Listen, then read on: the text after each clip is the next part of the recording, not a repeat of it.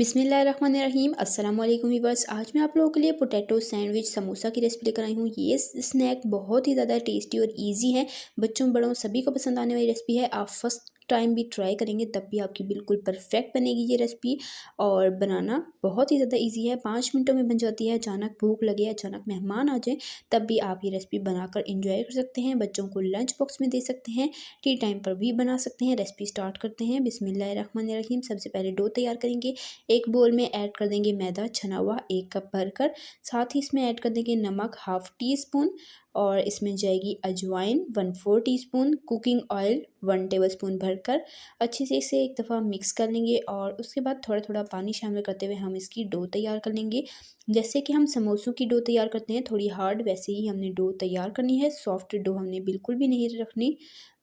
तो यहाँ पर आप देख सकते हैं मैंने डो तैयार कर ली है। अच्छे से मैंने इसे नीट कर दिया है। अब हाथों पर थोड़ा सा ऑयल लगाएंगे और यहाँ पर आप इसका टेक्सचर भी देख सकते हैं कितना मैंने हार्ड रखा है।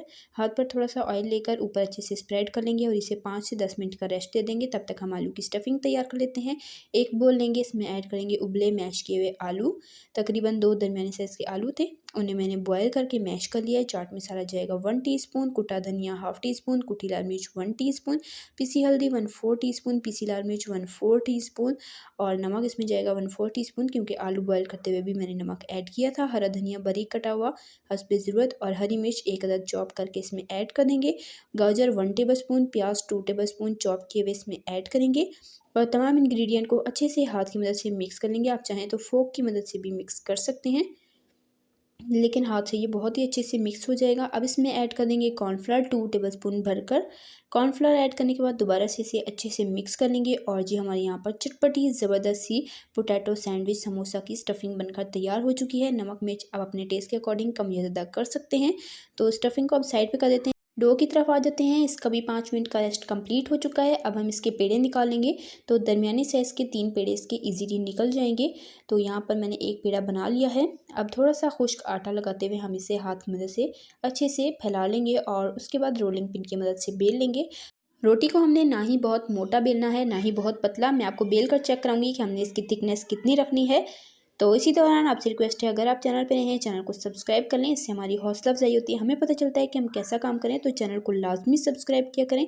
तो यहाँ पर रोटी को मैंने अच्छे से बेल लिया है। अब जो आलू की हमने चटपटी स्टफिंग बना कर रखी थी, स्टफिंग को अच्छे से पूरी रोटी के ऊपर स्प्रेड कर लेंगे।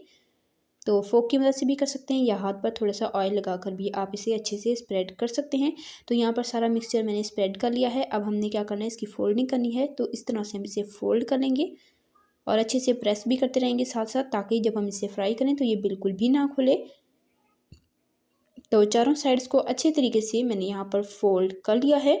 तो चारों साइड्स को फोल्ड करने के बाद हम इसे एक बार फिर से फोल्ड करेंगे। तो इस तरह से हमने इसकी फोल्डिंग करनी है। और यहाँ पर मैं आपको कटिंग करके इसकी दिखा देती हूँ कि हमने कैसे सैंडविच कटिंग करनी है।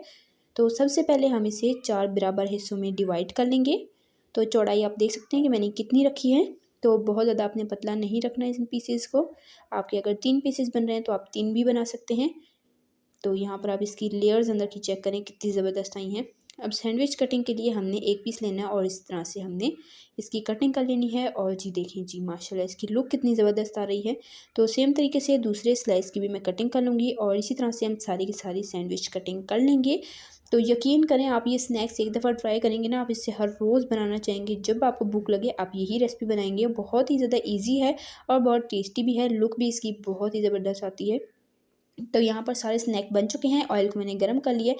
अब यहाँ पर मैंने तकरीबन हाफ़ कप मैंने मैदा लिया था, इसमें हाफ़ कप पानी लिया है, तकरीबन 1/4 टीस्पून कुटी लाल मिर्च और 1/4 टीस्पून नमक ऐड करके इसका मैंने मिक्सचर तैयार कर लिया है। तो इसकी क्लिप मुझसे मिस हो गई थी, तो मैंने आपको बता दिया है कि ये मैंने मिक्सचर तैयार किया है। और इसमें हम ये एक सैंडविच लेंगे और इसे अच्छे से कोट करेंगे और हम इसे ऑयल में ऐड करते जाएंगे। तो मिक्सचर की आप कंसिस्टेंसी देख सकते हैं। मिक्सचर आपको बहुत ज़्यादा गाढ़ा भी नहीं रखना, बहुत पतला भी नहीं रखना। इतना आपने रखना है कि एक पतली सी लेयर जो है वो सैंडविच के ऊपर कोट हो। अगर बहुत थिक लेयर कोट होगी तो उसका टेस्ट अच्छा नहीं आएगा, और अगर बहुत थिन होगी तो आपकी आलू की स्टफिंग जो है वो बाहर आ जाएगी, अगर अच्छे से कोटिंग नहीं हो पाई तो। तो यहाँ पर तकरीबन 3-4 मिनट हो चुके हैं फ्राई होते हुए। एक साइड पर अच्छा सा कलर आ चुका है। मैंने इसकी साइड चेंज कर दिया, दूसरी साइड पर भी गोल्डन कलर आने तक हम इसे फ्राई कर लेंगे। मीडियम फ्लेम पर फ्राई करेंगे ताकि हमारे स्नैक्स अंदर तक अच्छे से कुक हों, बिल्कुल भी कच्चे ना रहें। तो यहाँ पर जी माशाल्लाह कलर आप देख सकते हैं कितना ज़बरदस्त गोल्डन आ चुका है। हमारे स्नैक्स बनकर तैयार हैं। इन गर्मा-गर्म स्नैक्स को हम सर्व करेंगे चटनी के साथ और एंजॉय करेंगे। आप इसे चटनी के साथ, केचप के साथ सर्व कर सकते हैं, एज़ इट इज़ भी सर्व कर सकते हैं, शाम की चाय के साथ भी सर्व कर सकते हैं। बहुत ही ज़्यादा टेस्टी रेसिपी है, लाज़मी ट्राई कीजिएगा। अपना फीडबैक मेरे साथ शेयर कीजिएगा कि आपको मेरी आज ये टेस्टी, यम्मी, सिंपल और ईज़ी सी समोसा सैंडविच की रेसिपी कैसी लगी और अगर आपने रेसिपी ट्राई की तो आपकी रेसिपी कैसी बनी।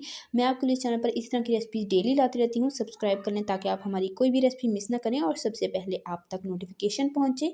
और रेसिपी ज़रा सी पसंद आई है वीडियो को लाइक कर लें। इंशाल्लाह फिर मिलेंगे नेक्स्ट मज़ेदार, सिंपल, ईज़ी और टेस्टी सी रेसिपी के साथ।